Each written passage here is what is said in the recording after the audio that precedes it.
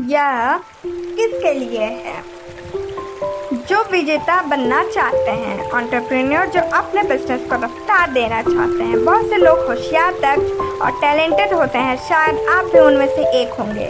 फिर भी कुछ ही लोग बड़े लीडर्स, श्रेष्ठ खिलाड़ी या रॉक स्टार बनते हैं। कौन विनर नहीं बनना चाहता? प्रश्न ये है कि इसका राज क्या है।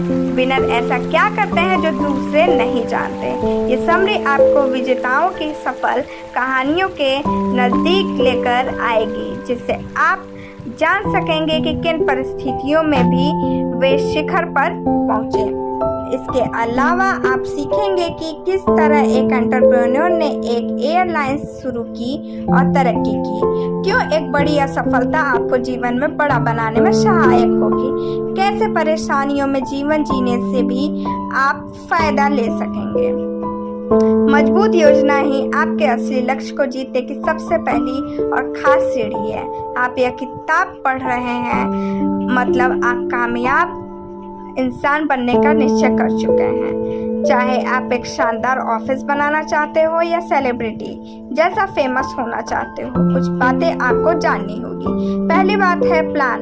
ये प्लान कि कैसे जीता जाए, यही आपके लक्ष्य का रास्ता तय करता है। पूर्व विश्व शतरंज विजेता गैरी कस्परोव कहते हैं, अगर आप प्लान पर जमे नहीं रहते हैं तो इससे आपके विरोधी को खेल पर कंट्रोल करने का मौका मिल जाता है। आपको जीतना क्यों है? अच्छा प्लान बनाने से पहले आपको ये तय करना होगा कि आप सफलता में क्या पाना चाहते हैं। जैसे अगर आप अपना वजन कम करना चाहते हैं तो आप 10 पाउंड कम करना तय कर सकते हैं। एक बार अगर आप अपना लक्ष्य बना लिया तो प्लान बनाकर वहां तक पहुंचना सरल है।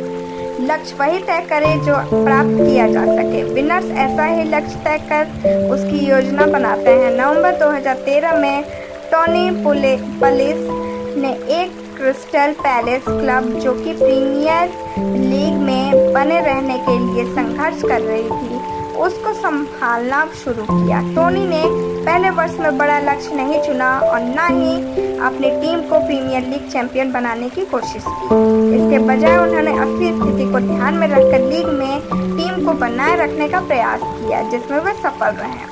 अपने स्किल्स और अलग अलग तरह की छोटी परेशानियों से अपने प्लान पर शक ना करें। ये सब आपको प्लान और लक्ष्य को समझने में मदद करेंगे।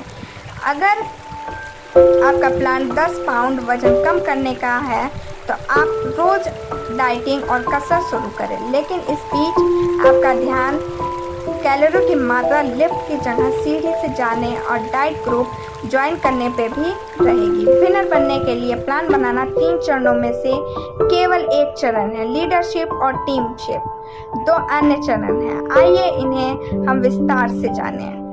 लीडरशिप कई रूपों में सामने आती है। ऐसी कोई खास विशेषता नहीं है जो इतिहास के सभी महान लीडर्स को एक साथ कर सके। तो एक महान लीडर बनने के लिए क्या चाहिए, इसकी कोई परिभाषा नहीं है। हर एक लीडर अपनी आप में खास होता है। जर्मन चांसलर एंजेला मर्केल इस बात में निपुण है कि सामने आई स्थिति में कौन सा तरीका काम करेगा और करता रहेगा। वह बड़ी बड़ी बातें ना करके वास्तविक कार्यों पर ध्यान देती है। इस कौशल के कारण ही वो आज यूरोपियन यूनियन के शक्तिशाली देशों में से एक जर्मनी का नेतृत्व करती है।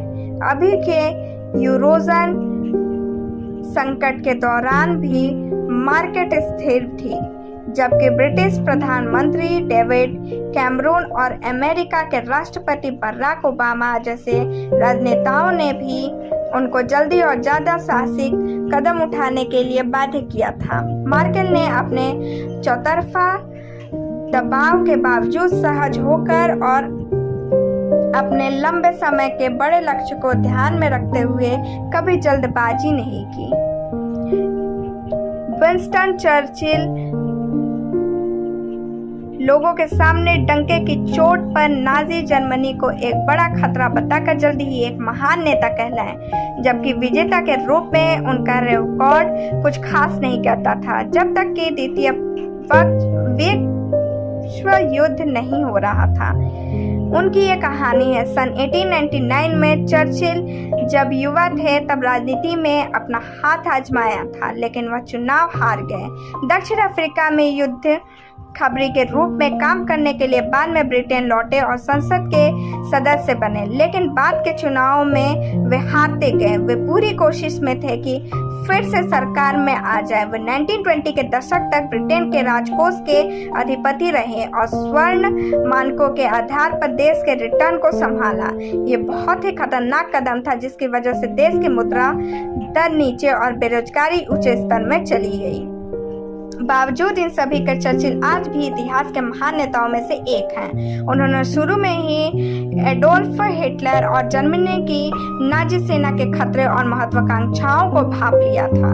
उन्होंने अपनी सारी ताकत नाजियों को हटाने के तरीकों में लगा दी। ये चर्चिल के दृढ़ विचार और ब्रिटिश लोगों में उसकी गहरी जगह ही थी, जिसकी वजह से दुनिया उन्हें महान नेता मानती है। अब हम सफल टीमों की असली मजबूती को पता लगाएंगे, जो कि विनर होने की राह का तीसरा पहलू है। जीतने का मतलब यह है कि ऐसे लोग खोजो जो उन क्षेत्रों में अच्छे हों जिनमें आप कमजोर पड़ते हो। क्या आपको यह लगता है कि 11 एथलेटिक क्लोन से बनाया एक फुटबॉल क्लब एक विजेता टीम बनेगी? बिल्कुल नहीं। एक टीम जिसमें सभी लोगों के पास एक जैसा हुनर हो वो कभी नहीं जीत सकती। खेल हो या बिजनेस, यदि आपको विजेता बनना है तो आपको वो अलग अलग प्रतिभा वाले लोगों की टीम चाहिए जो आपके स्किल्स के खालीपन को भर सके। अलग अलग प्रतिभा वाले लोगों की टीम ही एक विजय योजना को संभाल सकती है। एक विजेता होने के नाते आपको ऐसे लोग खोजने होंगे जो उन क्षेत्रों में सभी अच्छे हों जिनमें आप कमजोर पड़ते हो। जैसे आप एक जबरदस्त स्ट्राइकर हो सकते हो पर आप गोलकीपर कमजोर होंगे, तो आपको ऐसा व्यक्ति टीम में चाहिए जो अपने गोल रोक सके। ये लीडर की जिम्मेदारी है कि टीम के लक्ष्य, योजना और तरीके तय करे, साथ ही सबको उनके हिस्से के कार्य समझाएं। जैसे कि एक साइकिलिंग टीम के एथलेटिक्स, मैकेनिक्स, खेल थेरेपिस्ट वगैरह होते हैं, लेकिन उन सबको जो लीडर होता है वो वॉकी टॉकी लेकर उनको फॉलो करके वाली कार से सबको निर्देश देता है। कप्तान के पीछे ही खिलाड़ी खड़े होते हैं। बेशक वे कप्तान जितनी ख्याति नहीं पाते, लेकिन टीम को मुसीबत से वही निकालते हैं। उदाहरण के लिए चुनाव प्रचार के दौरान अगर एक बस ड्राइवर को ले ले जिसकी जिम्मेदारी है नेता को एक बड़े रैली में ले जाने की स्थिति में अगर ड्राइवर विश्वास पात्र ना निकले तो पूरा चुनाव प्रचार बिखर जाएगा। योग्यता का मतलब उन लोगों से है जिनकी पर्सनालिटी में खास क्वालिटी होती है जो उनकी बाकी पूरी टीम से अलग बनाती है। राजनीति में अक्सर नेता ही अपने आप को योग्य कहलाते हैं। जैसे अगर बात करें हिलेरी क्लिंटन की, तो वे अमेरिका के डेमोक्रेटिक राष्ट्रपति पद के चुनाव में बराक ओबामा को चुनौती देकर हार गई। फिर भी उनकी विशेष प्रतिभा के कारण उनको राज्य सचिव का पद मिला। एक विजेता होने के नाते आपके दिमाग में क्या चलता है ये भी उतना ही महत्वपूर्ण है जितना प्लान, मजबूत टीम और लीडरशिप। जीतने वाले लोग हारने से नफरत करता है, इसलिए वो अपने आप पर परखने का दबाव ले आते हैं ताकि वे अपनी आरामदायक स्थिति को छोड़ सके।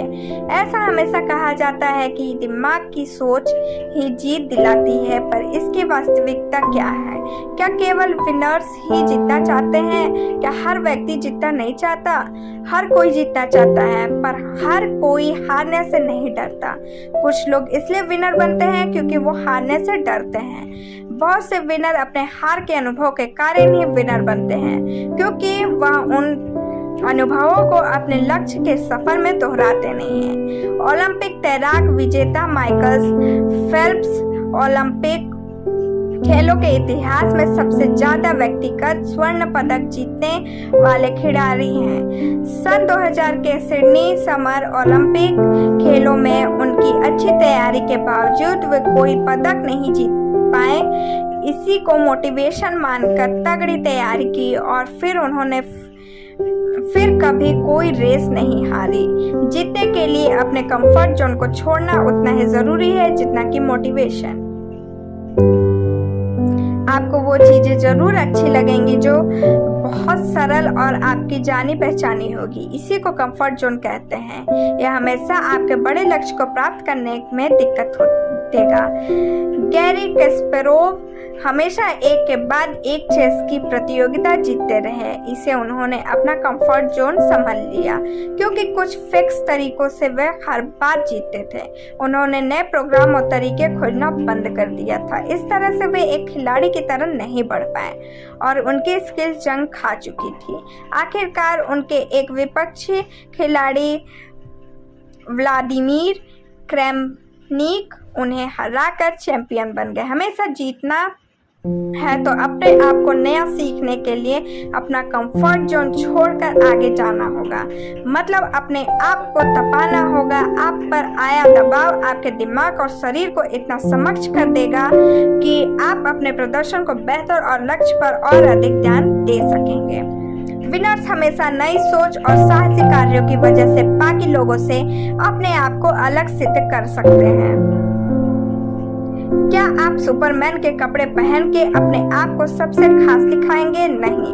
विनर्स अपनी अन्य योग्यताओं से खास दिखते हैं। लोगों की भीड़ में खास दिखने के लिए आपको पहले साहसिक होना होगा। ये साहस ही आपको चैलेंज लेने की हिम्मत देगा जिसे दूसरे लोग डर की वजह से नहीं ले पाते। साहसिक होने का एक फायदा ये होगा कि आप अपने पुराने समय में अगर किसी क्षेत्र में कमजोर रहे होंगे तो अब आप उसमें अच्छा परिणाम ला सकेंगे। जैसे उदाहरण के तौर पर एंटरप्रेन्योर रिचर्ड ब्रैंसन ने एक स्टूडेंट अखबार शुरू किया जब वे केवल 17 साल के थे।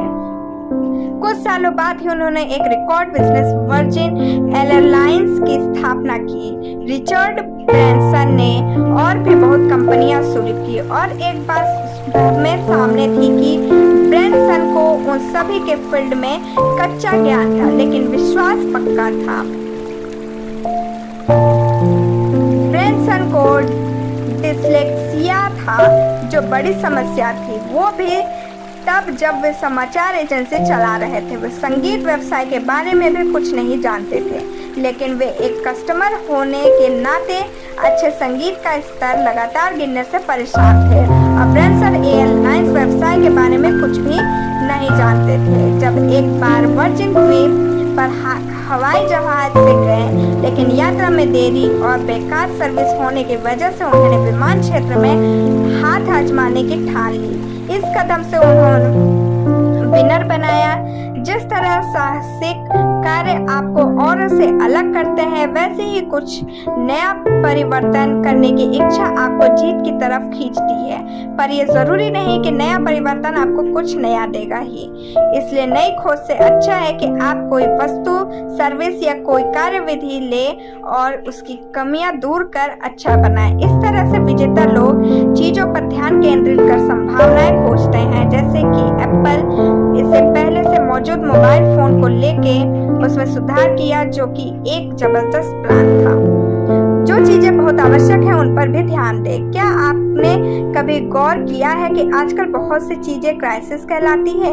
राज्यों के प्रमुखों के बीच छोटी सी असहमति से लेकर किसी ब्लॉगर के बुरे दिन तक ऐसा लगता है क्राइसिस हर चीज में और हर जगह है। लेकिन ऊपर के किसी भी उदाहरण को क्राइसिस नहीं कहा जा सकता। क्राइसिस वो है अगर आप समय पर स्थिति के अनुसार सही निर्णय नहीं ले। एक और अगर कोई फुटबॉल टीम कुछ मैच हार जाए तो वो क्राइसिस नहीं मानी जाएगी। वहीं दूसरी ओर अगर राजनीति से सत्ता का दुरुपयोग होता है तो वो राजनीति में क्राइसिस पैदा कर देगी। जैसे अमेरिका के पूर्व राष्ट्रपति बिल क्लिंटन और इंटर मोनिका लेविंस्की के अफेयर से पैदा हुआ था। इसे हम और गहराई से देखते हैं। जब असली क्राइसिस सामने आती है तो आपको इस बात पर ध्यान देना है कि जिन चीज़ों पर आपका नियंत्रण है उनमें से क्या क्या उस वक्त मायने रखती है। यही सबसे खास बात है। जब लोगों को क्लिंटन और लेविन्स्की के रिश्तों के बारे में पता चला तब भी क्लिंटन ने अपने राजनीतिक हिस्सों को संभाला। उन्होंने इस संकट को किस तरह संभाला इस बात का पता इससे चलता है कि जब मीडिया उनके रिश्तों के बारे में मामला उजागर कर चुकी थी तब क्लिंटन ब्रिटेन के प्रधानमंत्री टोनी ब्लेयर से फोन पे रूस के परमाणु हथियारों के बारे में बात कर रहे थे। क्लिंटन ये तो जानते थे कि उसी दिन प्रोसिक्यूटर की रिपोर्ट आएगी, लेकिन क्या आएगी ये नहीं जानते थे। साथ ही ये भी नहीं कि उनके परिवार, दोस्त और साथी क्या कहेंगे। इस स्थिति को कंट्रोल करना उनके बस में नहीं था। वो क्राइसिस को संभालने के लिए बस अपने काम पर ध्यान दे रहे थे और आखिर में उन्होंने इस क्राइसिस से पार पाया और अपनी इज्जत भी। सारांश: विजेता अलग अलग तरह के गुणों और क्षमता वाले होते हैं। विजेता जब भी अपनी विशेषताएं बताते हैं, चाहे वो साहस हो या नहीं सोच, तो ये भी सत्य है कि उनकी जीत के पीछे उनकी बनाई टीम भी होती है जो उनके लक्ष्य को संकट से उभारती है। क्या करें? जब भी क्राइसिस का सामना करें, ईमानदारी से करें। अगर आप अपने आप को संकट के बीच पाएं तो आप ऐसा ना सोचें कि आपकी आंखें बंद कर लेने से संकट गायब हो जाएगा या फिर किसी और पर उंगली उठा देने से ये टल जाएगा। ये ना तो अच्छे उपाय हैं और ना ही आसान।